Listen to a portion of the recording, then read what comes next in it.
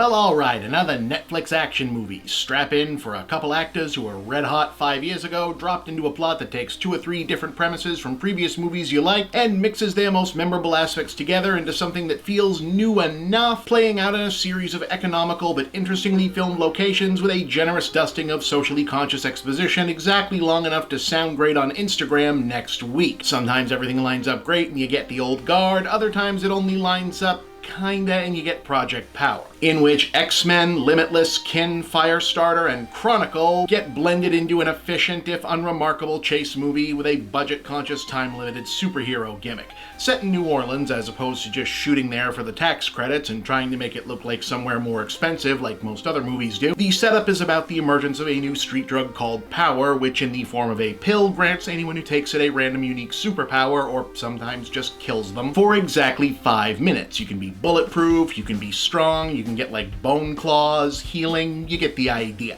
The main character is a down-and-out teenager played by rising star Dominique Fishback, who's taken to dealing but not using power to pay for an operation for her mother, who in turn gets caught up in a criminal tangle between Joseph Gordon-Levitt as a rule-bending cop who wants to shut the drug trade down, and Jamie Foxx is a mysterious military figure who sweeps into town to break up the power cartel for his own secret reasons. And no, you don't get a prize for guessing that this eventually reveals a conspiracy about Big Pharma, the illicit drug trade as illegal human trials for chemical product testing, and explicitly spelled out allusions to the history of government medical abuse of impoverished communities and African Americans specifically. Is it good? Yeah, it's pretty good. The action is pretty good, the effects are pretty good, the acting is pretty good, the various elements are pretty good. It's one of those frustrating movies where it always feels like it's actually about to turn actually good, but settles into, yeah, this is pretty good, and decides to stay there, and you can't really dislike it because it's not bad, but at the same time, it feels like if you can afford Jamie Foxx, you could maybe have tried a little bit harder. Also, and I understand these are modestly budgeted movies, some of which are made in trying times, but at a certain point, the same things that are fun about them, you also start to notice are there to save money, and it starts to pull some of the fun out if it's not clever enough. In this case, there's just not enough being done with the time limit set up on the powers. It never becomes like an issue, i.e. someone is running out of pills or whatever, to keep you from realizing that it's only there so that the action scenes and the effects also have an excuse to cut out in 5 minutes. And the elaborate Steadicam cinematography for those fight scenes, yeah, that's very nifty, but